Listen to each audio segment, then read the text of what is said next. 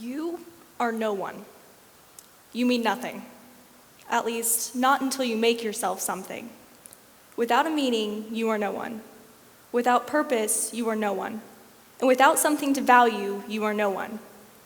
According to William Lane Craig, a philosopher and theologian, meaning is significance, why and how much something matters. Our purpose is our goal, our reason for living, and it gives us something worth fighting for. Value has to do with good and evil, right and wrong. Living a life without these three things is like living in a body with no soul, empty and devoid of emotions. Life without these essential elements, humans would be depressed, we would be unable to lead a driven life, and we would lack the essential abilities to lead a driven life. To reach our full potential. Without these things, we as humans would downhill spiral into a life of darkness and depression with no real value to our existence. These things, the things we value, our meaning and our purpose, add up to who we are. Who are you? What is your meaning in life? Imagine a life with no ultimate meaning, a life not worth living.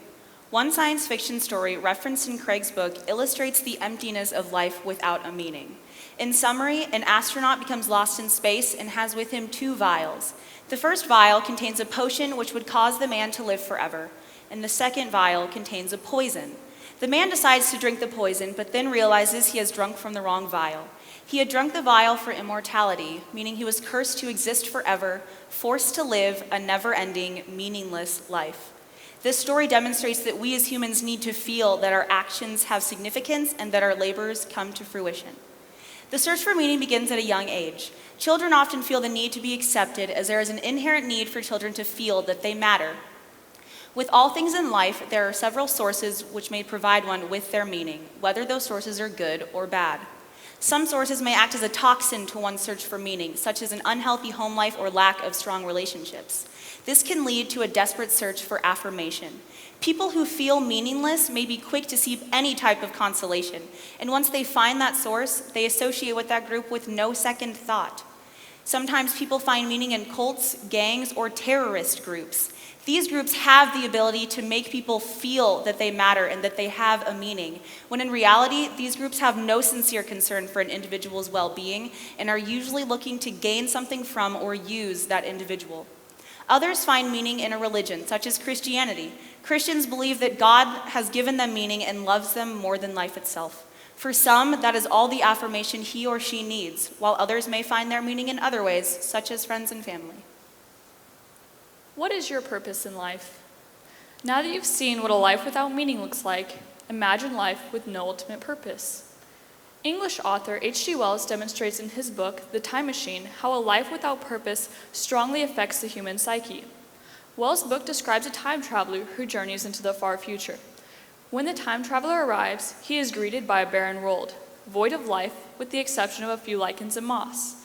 There are no birds, no animals, no insects, and no humans. The time traveler decides to return to his own time, carrying with him the burdening knowledge of the impending oblivion. This story leaves you with a sense of hopelessness, because with no purpose, there is no hope, and nothing to strive for in the future. However, as humans, we cannot live like this. We need a sense of purpose to reach our full potential. So, this all comes down to one question. Why are we here?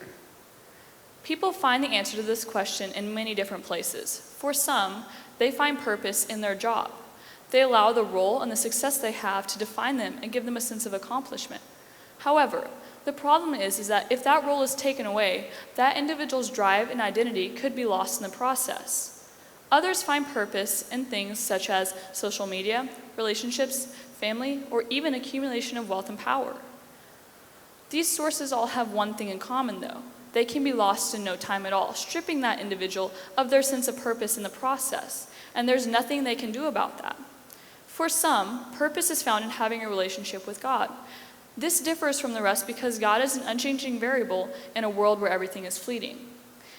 Therefore, if God is the source of your purpose, then the only way you can be stripped of that is by your own choice, in which you distance yourself from God. Christians believe that true purpose is not found in human endeavors. Ecclesiastes 12:13-14 leaves Christians with the purpose or mission to revere God and obey his command, for this is everyone's duty. God will judge us for everything we do, whether good or bad. No matter where you come from or how you grew up, we all have the desire to fulfill our goals and lead a purpose-driven life. How do you assign value? What is good and what is evil, or is there a difference? In addition to the necessity of meaning and purpose, humans also need a sense of something to ratify and justify certain events and emotions.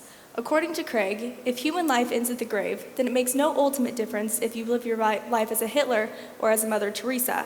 Since our destiny is ultimately unrelated to our behavior, you may as well just live life as you please. But this concept of living life as you please may sound like a good idea, but that is not how the human mind is hardwired. We inherently seek justice and we know right from wrong regardless of age and background. For example, if a child breaks something of meaning, then the child will have an inherent feeling of remorse and shame even if the parents may be unaware of the incident.